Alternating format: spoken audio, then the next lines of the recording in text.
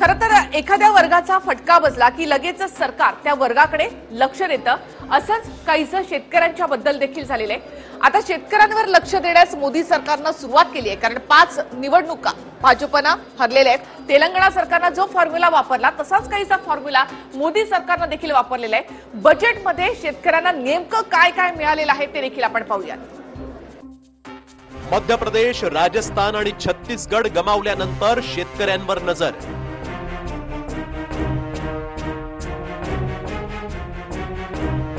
शेतकऱ्यांसाठी पंतप्रधान किसान योजनेची घोषणा।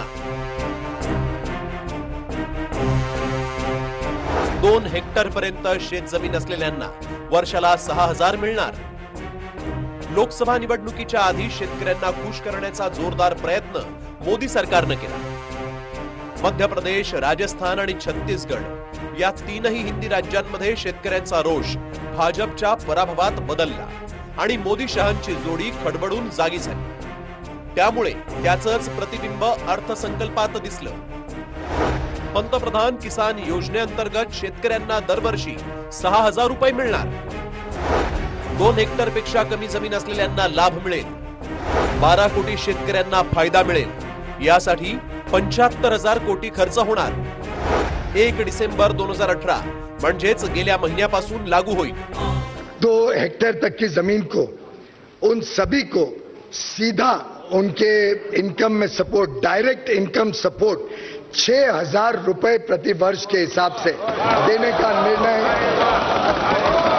सरकार ने किया है। This income support will be transferred directly into the bank accounts of beneficiary farmers in 3 equal installments of ₹2000 each. 6000ची मदत करण्याबरोबरच शेतकऱ्यांना आणखीन खुश करण्याचा प्रयत्न झालाय।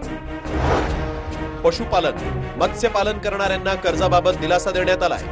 पशुपालन आणि मत्स्य व्यवसाय करणाऱ्यांना कर्जात 2% सूट दिली जाईल। 22 पिकांची किमान आधारभूत किंमत 1.5 पट करण्यात आली। गायींच्या संवर्धनासाठी कामधेनु संवर्धन योजनेची घोषणा करण्यात आली। गोमातेच्या संवर्धनासाठी 750 कोटी रुपयांची तरतूद झाली।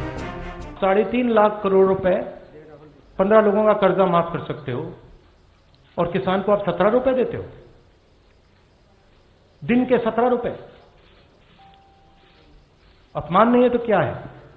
तो बिल्कुल चुनाव किसान के मुद्दे पर, रोजगार के मुद्दे पर और इंस्टीट्यूशनल जो आक्रमण हो रहा है, इन 3 मुद्दों पर चुनाव होगा। आणि तुम्हाला हे जे करायचं होतं, तुमचा हेतू जर का प्रामाणिक असता तर आधी केला असतं, समजलं असतं। आता शेवटी जाता आता हे एक आम्हाला तुमच्यासाठी करायचं आहे आणि त्यासाठी पुन्हा आम्हाला सत्ता द्या असं म्हणण्यातला प्रकार आहे। परंतु जसं 2014 साली यांनी आम्हाला सत्ता द्या, तुम्हाला आम्ही 1.5 पट हमीभाव बांधून देतो असं सांगितलं आणि त्या 1.5 पट हमीभावाचं जे केलं तेच आता याचंही होणार आहे आणि त्यामुळे यांच्यावर आता शेतकऱ्यांचा विश्वास नाही।